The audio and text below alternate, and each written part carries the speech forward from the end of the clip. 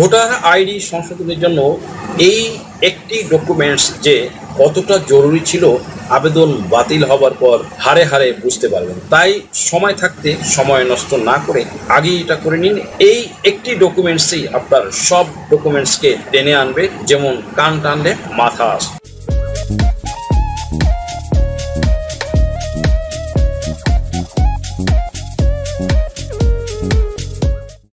সুপ্রিয় দর্শক মণ্ডলী, আসসালামু আলাইকুম। দেশে এবং দেশের বাহিরে যে যেখান থেকে শুনছেন, আশা করি ভালো আছেন, সুস্থ আছেন, নিরাপদে আছেন। আমি অ্যাডভোকেট মোহাম্মদ বেলায়েত হোসেন। আমার আইন বিষয়ক চ্যানেলে আপনাদের সবাইকে জানাই প্রাণ ঢালা অভিনন্দন। আজকে দুর্দান্ত একটি ভিডিও নিয়ে আপনাদের সামনে হাজির হয়েছি। ভিডিওটি খুবই ইনফরমেটিভ ও তথ্যবহুল হতে চলেছে, তাই রিকোয়েস্ট করছি ভিডিওটি স্কিপ না করে শুরু থেকে শেষ পর্যন্ত দেখতে থাকুন। So let's get begin. আজকে আলোচনার বিষয়বস্তু হলো আইডি সংশোধন, দ্যাট মিনস জাতীয় পরিচয়পত্র সংশোধন। এক্ষেত্রে ভোটার আইডি সংশোধনকারীদের জন্য একটি সুখবরই বলা চলে, কারণ আবেদন বাতিল হলেও 4 বার আপিলের সুযোগ থাকছে। জাতীয় পরিচয়পত্র এনআইডি সংশোধন নিয়ে ভোগান্তির জন্য শেষ নেই। অনেকের আবেদন মাঠ পর্যায়ে পড়ে থাকে বছরের পর বছর, আর এ অবস্থায় অনেকেই আশ্রয় নেয় দ্বিতীয়বার ভোটার হওয়ার মতো দণ্ডনীয় কর্মকাণ্ডে। সুপ্রিয় দর্শক মণ্ডলী, এই পরিস্থিতি থেকে উত্তরণের জন্য কারো আবেদন বাতিল হলে 4 বার আপিল করার সুযোগ সৃষ্টি করছে নির্বাচন কমিশন ইসি। মূল আলোচনায় যাবার আগে প্রথমেই সর্বসাধারণের জ্ঞাতার্থে একটি দিক নির্দেশনা দিয়ে শুরু করতে যাচ্ছে। এখানে উল্লেখ্য যে আমরা প্রায়শই দেখি যে আবেদনকারী না বুঝেই একটি ভুল করে থাকে। আমি জাতীয় পরিচয়পত্র সংশোধন করার বিষয় নিয়ে কিছু কন্টেন্ট সাধারণের সুবিধার্থে নীতিগত দায়িত্ববোধ থেকে ও আইনজীবী হওয়ার বদৌলতে আমার চ্যানেলে আপলোড করে থাকি। তাতে সাধারণের এটা নিয়ে যে পরিমাণ সমস্যা রয়েছে, তাতে করে আমার মনে হয়েছে যে এটাকে জাতীয় সমস্যা হিসেবে আখ্যায়িত করা যায় নিঃসন্দেহে। এত পরিমাণ সমস্যা রয়েছে এই জিনিসটি নিয়ে, তা একেবারে বলা যায় কল্পনার অতীত। সুপ্রিয় দর্শক মণ্ডলী, এই ক্ষেত্রে আবার তাদেরও একটি সমস্যা রয়েছে। তারা যে ভুলটি সর্বাগ্রে করে থাকে তা হলো আবেদনের সময় বা তারা যখন অনলাইনে জাতীয় পরিচয়পত্রটি সংশোধন করার জন্য অ্যাপ্লাই করে থাকে, তখন তারা প্রয়োজনীয় ডকুমেন্টস বা কাগজপত্র সংযুক্ত করে না, বা এগুলো স্ক্যান করে আবেদনের সাথে দিয়ে আবেদনটি যথাযথভাবে অ্যাকুরেটলি করেন না। এখানেই তারা মস্ত বড় এবং প্রথম ধাপের ভুলটি করে, এবং আমার দেখা এবং জানা বাস্তব অভিজ্ঞতার আলোকে আমি বলবো যে প্রথম ভুলটি তারা এখানেই করে থাকে যে তারা পর্যাপ্ত ডকুমেন্টস বা কাগজপত্র অ্যাড করে আবেদনটি করেন না। তারা যেন তেনভাবে কোনো রকম চিন্তা ভাবনা না করেই আবেদনটি করে দেন। লাইক ধরেন যে বয়স সংশোধন বা নিজ নাম সংশোধন বা পিতামাতার নাম সংশোধন করবেন, এখন তিনি একটি জন্ম নিবন্ধন আর ভোটার আইডি দিয়েই আবেদন করে দেন। নিজের মোবাইল নম্বরটিও সেখানে দিয়ে দেন না, এটা তারা প্রয়োজনও মনে করেন না। তারা দোকানের মোবাইল নাম্বার দিয়ে আবেদন করেন। তখন ইসি অফিস থেকে মেসেজ আসে দোকানের কাছে। আপনি হয়তো তখন জানলেনই না যে নির্বাচন অফিসে যোগাযোগ করার জন্য আপনার কাছে মেসেজ এসেছিল। তারা তারিখও দিয়ে দিয়েছিল কোন তারিখে নির্বাচন অফিসে হিয়ারিংয়ের জন্য যেতে হতো আপনাকে। আপনি এখানেও একটা ভুল করলেন, আবার দোকানির কাছ থেকে পাসওয়ার্ডও নিলেন না বা আবেদন করার পর ফর্মটিও সংগ্রহ করলেন না, সেখানে আরেকটি আপনারা ভুল করলেন। এতগুলো একটি ব্যাপার। আবার ধরুন যে নিজের নম্বর দিয়েই আবেদন না হয় করলেনই, সহজেই করে দিলেন যেন তেনভাবে, বাট কিছুদিন পর দেখা গেল নির্বাচন অফিস থেকে আপনার নিকট মেসেজ দিল, আপনাকে তারা সেখানে সংযুক্ত করতে বলেছেন, দ্যাট মিনস অ্যাটাচ করে দিতে বলেছেন। লাইক ধরুন যেমন 1 নম্বরে আপনার প্রথম শ্রেণীর ম্যাজিস্ট্রেট কর্তৃক হলফনামা বা কোর্ট অ্যাফিডেভিট, যেটা একজন আইনজীবীকে দিয়ে করাতে হয়। 2 নম্বরে সার্টিফিকেট বা শিক্ষার সনদ দিতে বললো। 3 নম্বরে চেয়ারম্যান বা কাউন্সিলর কর্তৃক প্রত্যয়নপত্র বা নাগরিক সনদপত্র। 4 নম্বরে ওয়ারিশ সনদপত্র হতে পারে। 5 নম্বরে কাবিননামা বা নিকাহনামা।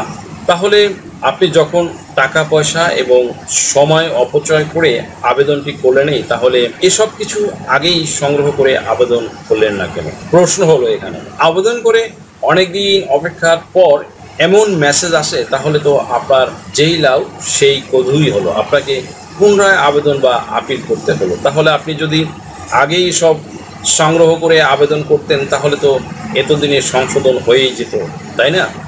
আপনি এখন বললেন যে যাই হোক বা যা হবার তা তো হয়েই গেছে, তাহলে এবার সব কিছু দিয়ে আবেদন করবেন ভাবছেন। বাট দেখা গেল এবারও আপনি একটি ডকুমেন্টস হয়তো দুটি পয়সা খরচের কথা চিন্তা করে, দুটো পয়সা সেভ করার কথা চিন্তা করে, লাইক ধরুন হলফনামাটি বা কোর্ট এফিডেভিটটি তৈরি করে আবেদন করলেন না বা প্রয়োজন মনে করলেন না, অবহেলা করলেন। তাহলে কি হলো?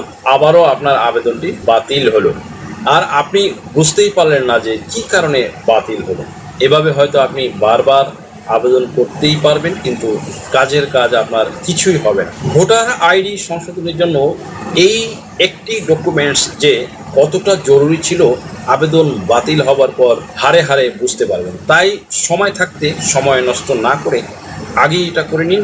এই একটি ডকুমেন্টসই আপনার সব ডকুমেন্টসকে টেনে আনবে, যেমন কান টানলে মাথা আসে। আপনার কি নাম ও বয়স সংশোধনের জন্য হলফনামা প্রয়োজন? এনআইডি সার্টিফিকেট, পাসপোর্ট, জন্ম নিবন্ধন, দলিলের ভুল সংশোধনের হলফনামা, ধর্ম পরিবর্তনের জন্য হলফনামা, তালাক প্রত্যাহারের জন্য হলফনামা, যৌথ বিবাহের হলফনামা, রেজিস্ট্রি সহ কোর্ট ম্যারেজ। এছাড়া অন্য সকল ধরনের হলফনামা কিংবা এফিডেভিট নিতে আজই ডায়াল করুন 01724583880 নাম্বারে। সুপ্রিয় দর্শক মন্ডলী, যাই হোক মূল আলোচনায় যাওয়া যাক। ইসি কর্মকর্তারা জানিয়েছেন নাগরিকদের ভোগান্তি দূর করতে এবং দ্বিতীয়বার ভোটার হওয়ার অপচেষ্টা রোধ করার লক্ষ্যে এনআইডি সংশোধনের জন্য একটি নীতিমালা করার উদ্যোগ নেওয়া হয়েছে। এক্ষেত্রে কারো আবেদন বাতিল হলে তিনি সেই বাতিল আদেশের বিপক্ষে আরও 4 বার আপিলের সুযোগ পাবেন। এছাড়া আবেদন যাতে কারো টেবিলে বছরের পর বছর পড়ে না থাকে, পেন্ডিংয়ে না থাকে, সেজন্য একটি নির্দিষ্ট সময় বেঁধে দেওয়া হবে। এতে কারো আবেদন সংশোধনযোগ্য হোক বা না হোক তা নিষ্পত্তি করে নির্দিষ্ট সময়ের মধ্যেই আবেদনকারীকে জানিয়ে দেওয়া হবে। এখন আপনারা জানেন যে ছাত্র আন্দোলনের পরে যে নতুন অন্তর্বর্তীকালীন সরকার এসেছে, এখন আপনাদের জন্য একটি বিশাল সুযোগ এসেছে এই ভোটার আইডি কার্ড সংশোধনের জন্য। যেগুলো পেন্ডিং রয়েছে সেগুলো সেটে দেওয়ার প্রক্রিয়া চলছে। সুপ্রিয় দর্শক মণ্ডলী, নীতিমালার উপর আলোচনার জন্য ইতিপূর্বে একটি বৈঠকও ডাকা হয়েছিল ইসির পক্ষ থেকে। এক্ষেত্রে খসড়া নীতিমালার উপর এবং মাঠ পর্যায় থেকে আসার কর্মকর্তাদের সুপারিশের উপর আলোচনা করবেন নির্বাচন কমিশন ও তার ঊর্ধ্বতন কর্মকর্তা। খসড়া নীতিমালায় উল্লেখ করা হয়েছে, উপজেলা নির্বাচন কর্মকর্তার কাছে কোনো আবেদন বাতিল হয়েছে গেলে সিনিয়র জেলা বা জেলা নির্বাচন কর্মকর্তার কাছে আপিল করতে হবে। আবেদন যাচাই বাছাই করবেন অতিরিক্ত জেলা নির্বাচন কর্মকর্তা বা নির্বাচন কর্মকর্তা। তিনি 60 দিনের মধ্যে আপিল আবেদন নিষ্পত্তি করবেন। জেলা পর্যায়ে আপিল আবেদন না টিকলে পুনরায় আপিল করা যাবে আঞ্চলিক নির্বাচন কর্মকর্তার কার্যালয়ে। এক্ষেত্রে আগের আদেশের 45 দিনের মধ্যে আবেদন করতে হবে, তিনি পরবর্তী 60 দিনের মধ্যে তা নিষ্পত্তি করবেন। আঞ্চলিক কার্যালয়েও আবেদন না টিকলে আপিল করা যাবে এনআইডি অনুবিভাগের মহাপরিচালকের কাছে। এক্ষেত্রে আগের আদেশের 45 দিনের মধ্যে আবেদন করতে হবে, আপিল নিষ্পত্তি হবে আবেদনের পরবর্তী 60 কর্মদিবসের মধ্যে।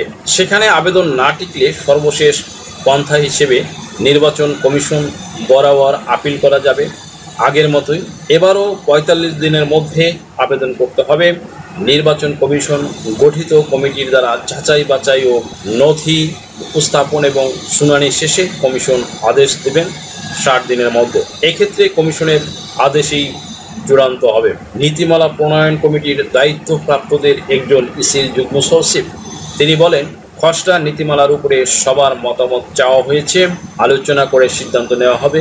পরিশেষে আমি বলবো যে আপনারা 3 বা 4 বা 5 বার আপিল করবেন, সবই ঠিক আছে, বাট সঠিক ডকুমেন্টস সংযোগ না করে আবেদন করলে এভাবে বছরের পর বছর আবেদন করেই যাবেন, আপিল করেই যাবেন, কিন্তু কাজের কাজ কি আসবে? কিছু হবে?